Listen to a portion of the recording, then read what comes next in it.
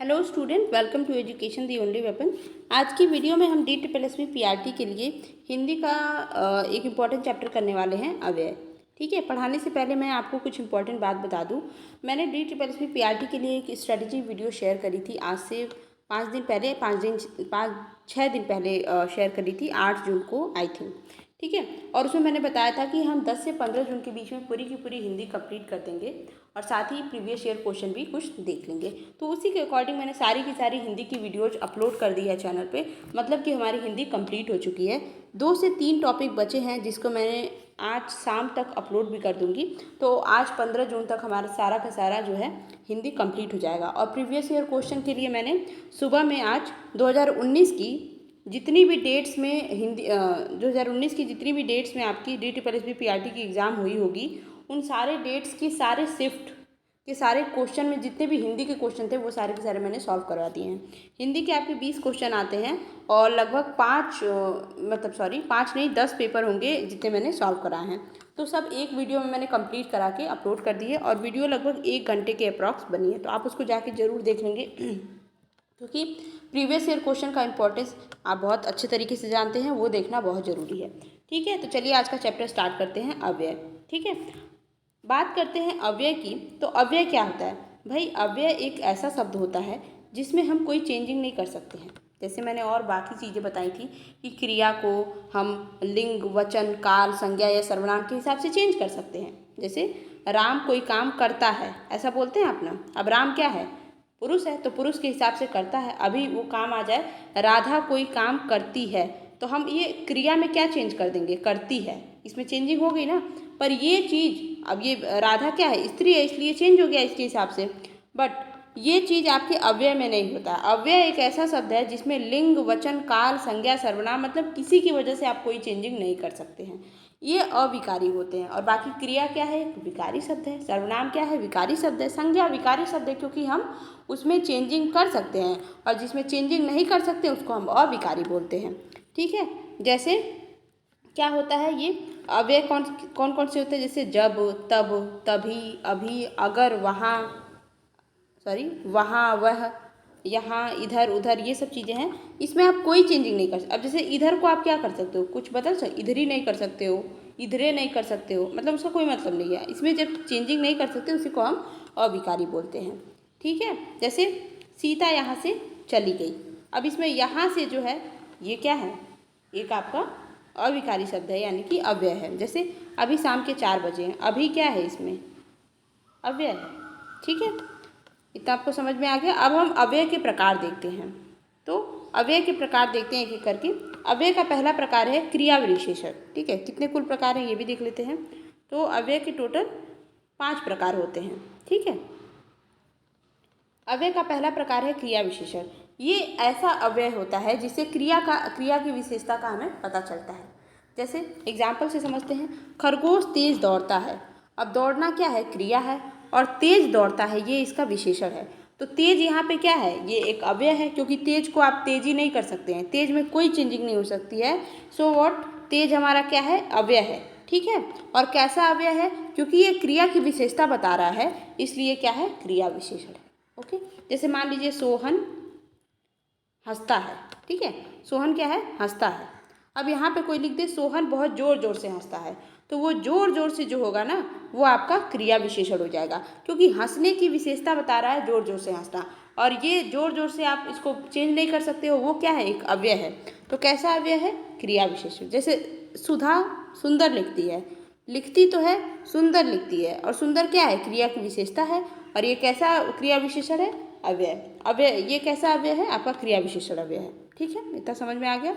अब अगला देखते हैं, संबंध बोधक अव्यय। ऐसा अव्यय जो वाक्य में किसी भी शब्द का दूसरे शब्द से उसको जोड़ने का कार्य करे। ठीक है, उसका उससे संबंध स्थापित करे। जैसे अब इसका एग्जाम्पल, इसमें क्या क्या चीज़ें हैं, कौन कौन से अव्यय इसके अंतर्गत आते हैं? पास, दूर, आगे, पीछे, अंदर, बाहर, ऊपर, नीचे। तो ये सब जो है संबंध बोधक। इसमें क्वेश्चन ऐसे बनते हैं, इसलिए इसको ध्यान रखिएगा कि कौन कौन सा है। वैसे तो आप समझ लेंगे कि ये संबंध बोधक अव्यय के अंतर्गत आते हैं। जैसे देखिए पास, दूर, ये सारी चीज़ें किसी से संबंध शो करती हैं। जैसे देखिए एग्जाम्पल, वृक्ष के ऊपर पक्षी बैठे हैं। अब वृक्ष और पक्षी के बीच में ऊपर क्या है, एक संबंध दिखा रहा है कि भाई ब्रिज के ऊपर पक्षी बैठा है, तो ये हमारा क्या है, संबंध बोधक है। उसी तरह मकान के पीछे गली है, अब मकान और गली के बीच में संबंध दिखा रहा है पीछे, ठीक है, ये भी हमारा एक संबंध बोधक अव्यय है। तुम्हारे बिना मैं बाजार नहीं जाऊँगा, तुम्हारे बिना मैं बाजार, तो इसके बीच में संबंध दिखा रहा है बिना, ये भी क्या है आपका एक संबंध बोधक अव्यय है। तो इसी प्रकार से हम संबंध बोधक अव्यय का जो है क्या करते हैं, प्रयोग करते हैं, ठीक है। आगे देखते हैं। आई थिंक सॉरी, ये मैंने गलत लिखा है, ये इसके अंतर्गत नहीं आएगा। ये बिना जो है, ये बिना किसी और का एग्जाम्पल है, ठीक है, इसको आप इसमें से कट कर लेंगे, ये अलग है, मैं PDF में इसको कट करके दिखा दूंगी, ठीक है। अच्छा, आगे देखते हैं समुच्चय बोधक। समुच्चय बोधक क्या होता है भाई, जो अव्यय आपके या तो दो शब्द या फिर दो वाक्यों को जोड़ते हैं उनको हम क्या बोलते हैं, समुच्चय बोधक बोलते हैं। और योजक भी इनको हम बोलते हैं। योजक मतलब क्या होता है, जोड़ने वाला। तो ऐसे अव्यय को हम योजक अव्यय या फिर समुच्चय बोधक अव्यय भी कहते हैं। अब इसमें क्या क्या कौन कौन से अव्यय आते हैं, जैसे और से कोई सेंटेंस जुड़ते ना, मैं खाया और रूम में चला गया, मैं नहाया और पढ़ने चला गया, ठीक है। तो और से क्या करते, दो सेंटेंस जुड़ रहा है ना, तथा, लेकिन, मगर, व, किंतु, परंतु, इसलिए, इस कारण, अतः, क्योंकि, तो ये सारे के सारे क्या हैं, ये सब आपके समुच्चय बोधक हैं अव्यय। अब इसके एग्जाम्पल देख लीजिए कैसे, हवा चली और पतंग उड़ गई। तो हवा चलना एक सेंटेंस हुआ, पतंग उड़ गई एक सेंटेंस, को जोड़ा कैसे, और से, और क्या हो गया आपका समुच्चय बोधक अव्यय हो गया। कोई प्रॉब्लम, ईजी है, बस आप समझ लेंगे एक बार और 3-4 बार नोट्स को रिवाइज कर लेंगे तो बहुत आराम से प्रीवियस ईयर क्वेश्चन कर लीजिए, बस हो गया। राम पढ़ने में अच्छा है परंतु वह खेलने में अधिक रुचि रखता है।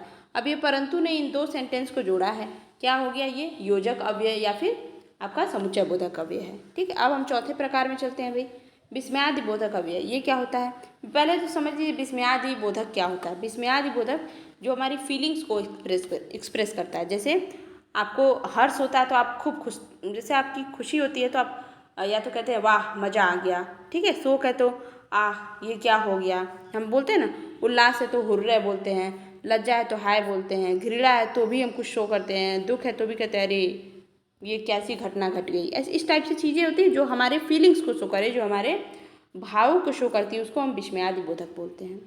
तो जो अव्यय जो है विस्मयादि बोधक होते हैं, जो कि इस तरह के विस्मयादि चिन्हों को शो करते, विस्मयादि पहलुओं को शो करते हैं। जैसे कि मान लीजिए कोई हर्ष की बात है तो उसके आगे जो लगेगा वो हमारा क्या हो जाएगा, विस्मयादि बोधक अव्यय हो जाएगा, ठीक है। हाय वह चल बसा, ठीक है। अरे आप यहाँ कैसे, ठीक है। तो ये क्या हो जाएगा, अब ये हाय और अरे इसको आप चेंज नहीं कर सकते हैं, तो ये हमारा क्या हो जाएगा, विस्मयादि बोधक अव्यय। वही मैं समझाने की कोशिश कर रही थी। अगला देखते हैं निपात अव्यय। बाकी तो नहीं पूछेगा, पता नहीं पूछेगा कि नहीं, पर ये इतनी बार एग्जाम में पूछा है निपात अव्यय। वेरी इंपॉर्टेंट, डबल स्टार लगा लीजिए इसको, बहुत इंपॉर्टेंट है निपात अव्यय। निपात अव्यय एक्चुअली होता क्या है, सुन लीजिए। ये ऐसा अव्यय होता है ना जो आपकी सेंटेंस आपने बोला अरे यार मैं घूमने जाऊँगा, ठीक है, आपने ऐसे बोला मान लो, तो ढीला ढाला लग रहा है, मतलब ठीक है मन करेगा तो जाऊँगा। अब आप बोले मैं तो घूमने जाऊँगा ही, मैं बिल्कुल जाऊँगा घूमने, मैं बिल्कुल जाऊँगा घूमने, ऐसे आप बोल दो मैं ही जाऊँगा, ठीक है। आपने उसमें क्या किया, उस अर्थ में, उस आपके जो सेंटेंस है उसमें आपने और बल दे दिया कि इतना शो करा दिया कि मैं तो जाऊँगा ही, ये काम मैं बिल्कुल करूँगा ही। तो उस सेंटेंस में उस जो भी आप बोल रहे हैं उस शब्दों के पीछे ये जुड़ करके जो है क्या करता है, उसके अर्थ में और बल प्रदान करता है, मतलब उसकी होने की पुष्टि को और शो करता है। तो इसको हम बोलते हैं निपात अव्यय। एग्जाम्पल से समझेंगे आप, इसको अवधारक भी कहते हैं। जैसे राम ने रावण को मारा, राम ने रावण का वध किया, मान लीजिए ऐसे। अब बोल रहे राम ने ही, ठीक है, राम ने ही रावण का वध किया, यहाँ लग गया निपात अव्यय। और निपात अव्यय कौन है आपका, ही, क्योंकि ही एक ऐसा वर्ड है यहाँ पे जो कि इस पूरे सेंटेंस को और जोर दे के बता रहा है, इस पे और बल दे रहा है, ठीक है। आई होप आपको समझ में आ रहा है। मेरे को ऐसा लग रहा है, पता नहीं आपको समझ में आ रहा है कि नहीं। जैसे ये वर्ड क्या कर रहा है, इस पूरे सेंटेंस को और भी ज़्यादा एक्चुअली वो कर रहा है कि हाँ ये हो रहा है, ठीक है। जैसे मान लीजिए सुहाना कल जाएगी, आपने ऐसे बोला सुहाना कल जाएगी, फिर आप बोल रहे सुहाना भी कल जाएगी, ठीक है, सुहाना भी कल जाएगी। तो भी ने क्या किया, इस पूरे वर्ड को, इस पूरे सेंटेंस को क्या किया, और भी ज़्यादा बल प्रदान किया है, और भी ज़्यादा पुष्टि कर दी है इसकी कि सुहाना भी कल जाएगी, बिल्कुल जाएगी, ठीक। तो इस टाइप के जो वर्ड होते हैं ये हमारे निपात अव्यय होते हैं, जो कि क्या करते हैं, शब्द के पीछे जुड़ते हैं और उसके अर्थ में और भी बल लाते हैं। ठीक है, इसको अवधारक भी कहते हैं, आप याद रखेंगे। आई होप आपको ये समझ में आया है।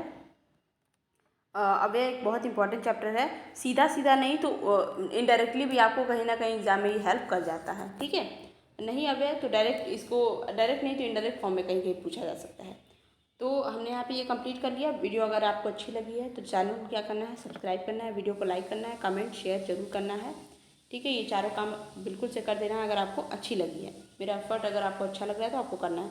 और दूसरी चीज़, यहाँ पे तैयारी शुरू हो चुकी है। ये आज मैं जब हिंदी कंप्लीट करवा लूँगी तो उसके बाद से अगले दिनों में एक बार हम दोबारा से स्ट्रेटजी वीडियो के अकॉर्डिंग देखेंगे कि हमें क्या करना है। फिर हम इंग्लिश शुरू करने वाले हैं as per strategy video. Strategy video को एक बार ज़रूर जाके देखिए अगर आप सीरियसली इसकी तैयारी कर रहे हैं DSSS PRT की। ठीक है, जॉब इट नॉट ईजी, आपको मेहनत करनी पड़ेगी क्योंकि कंपटीशन लेवल आप देख सकते हैं कितना ज़्यादा है। और सबसे बड़ा कॉम्पिटिटर तो आप खुद हैं आपके, जो कि हमें हमारे कंफर्ट जोन में से बाहर नहीं निकलने देता है। चलिए, ये सब बातें हो गई। बाकी अगर वीडियो आपको अच्छी लगी है तो चैनल को सब्सक्राइब, वीडियो को लाइक कमेंट शेयर जरूर करें और पढ़ाई करते रहें। Best of luck.